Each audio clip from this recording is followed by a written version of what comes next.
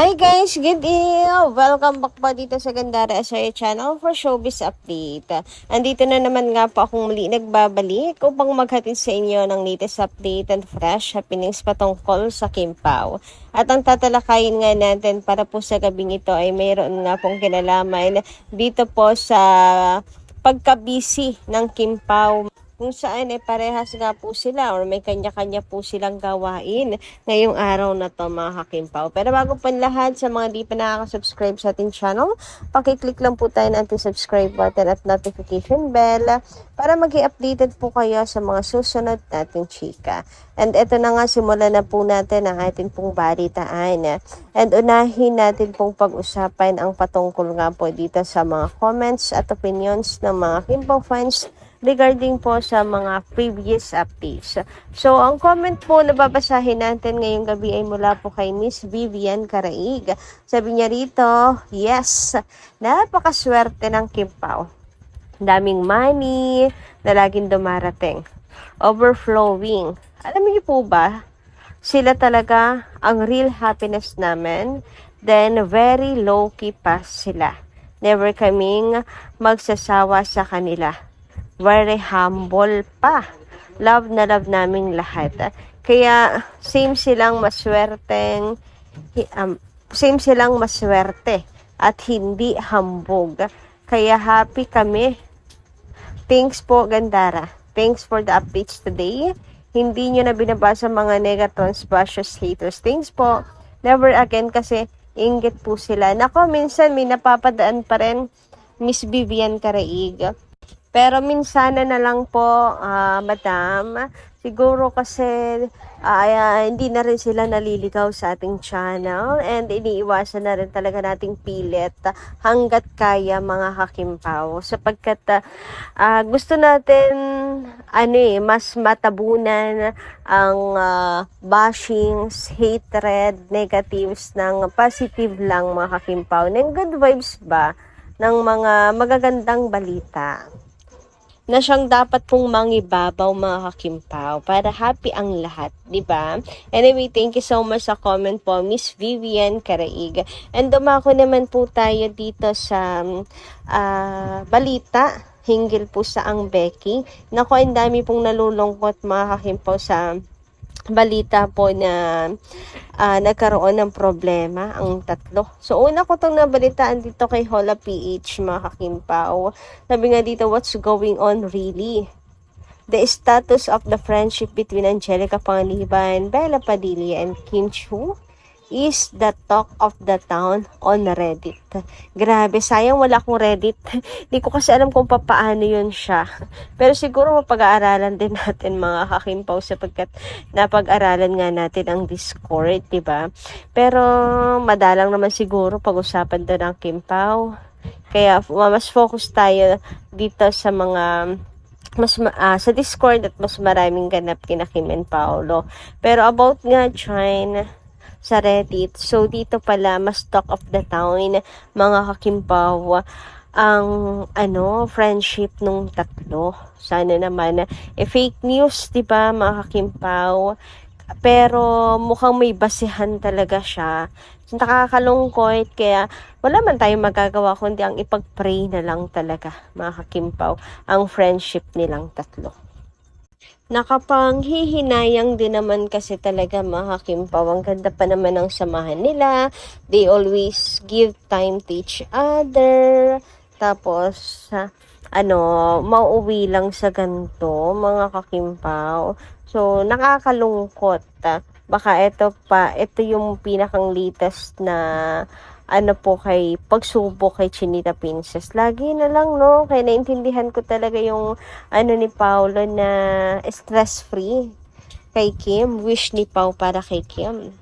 Kaya pala ganun na lamang mga kakimpaw ang wish ni Paolo kay Chinita Princess. And hindi naman halata kasi kay Kim na may problema siya. Very happy lang kasi pinapakita niya sa atin. Anyway, dumako naman tayo dito po sa update ni Paolo Avellino sa kanyang social media account mga kakimpaw kung saan mukhang bisihan na si Papi Paolo mga ka-KP. And parang Meron po siyang work, mga kakimpaw, ano. So, mukhang sa business po niya ata to, mga kakimpaw. Talagang focus ngayon si Paolo Avellino sa kanya pong business, mga kakipi. Talagang hardworking ang Kimpaw ngayon. Parehas po sila actually may ganap, parehas po silang busy. Si Kim Chu, grabe din, saludo talaga rin sa kasipagan nito. Eto na naman nga po siya, may photoshoot lamang po siya kahapon, then eto na naman siya ngayon. May photoshoot na naman po siya ngayon, mga kakimpaw. Ayan po, based po sa update ng latest update ni Chinita Princess, mga kakipi. So, ayan. Grabe, ang Chinita Princess natin. Overloaded. Talagang kung maaari lang ay parang hindi sapat po kay Kimchi yung 12 hours of work. Parang ano, parang 16 hours ata to. Mga kakimpaw, nagtatrabaho si Kim sa loob ng isang araw. In 24 hours, biruin nyo yun, konti na lang yung pahinga. And pansin nyo ba, silang dalawa ni Paolo Avellino, mga kakimpaw, they are busy nitong mga nakaraang araw talaga. As in, both of them may ganap, hindi lang puro gaming si Paolo Avellino. Or dati kasi maraming ganap si Kim, si Paolo tahimik lang din. Pero hindi si Paolo Avellino ngayon kasi super busy niya din sa kanyang business. Sabi nga dito, busy din siya sa sarili niyang negosyo.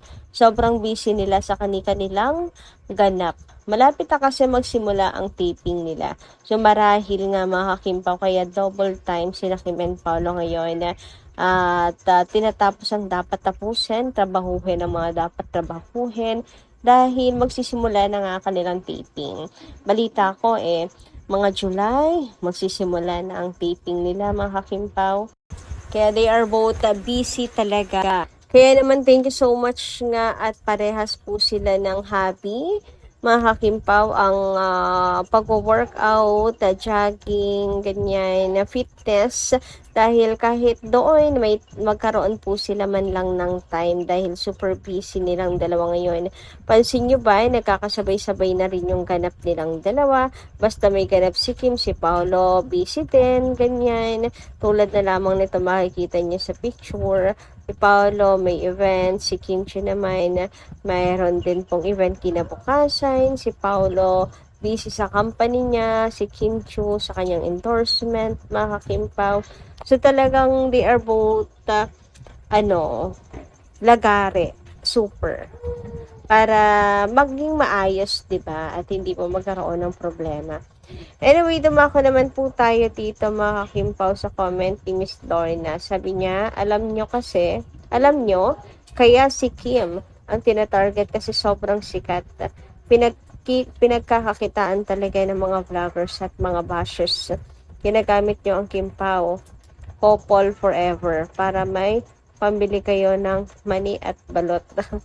Kaya nga, target talaga po sina Kim and Paolo. Kasi sigurado, mga Kimpaw na kakagatin Kaya po si Kim ay tinatarget talaga ng husto. And kita nyo rin naman sa mga Kimpaw fans, di ba? Kagat na kagat din naman po sa mga paninira para ipagtanggol si Kim Chu.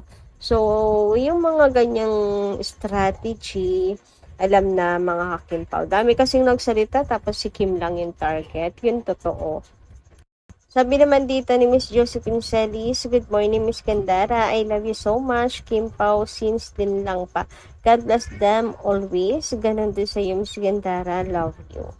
Nako, thank you so much naman Miss Josephine Celis sa pag-include po sa atin. And tama kayo. Marami po dito sa atin din ang talagang mula since day 1 ay nakatutok po kina Kim and Paolo. Mahal na po ang Kim Pao mula po linlang, mga kakipi. Kasi dyan nga nagsimula ang nila, love team, ang kanilang tandem. And kung hindi siguro pinilit po ni Sir Teo si Kim na gawin ang linlang, nako, hindi po ata mabubuhay ang Kimpaw fans, ang Kimpaw Lancia or ang fandom natin, 'di ba? Hindi sana wala sanang Kim Pao ay nakakapagpasaya sa mga seniors ngayon. Anyway, hanggang dito lang muna ating update. Maraming salamat po sa pakikinig. Kita kas po muli sa susunod na chika. Maraming salamat at ingat po palagi.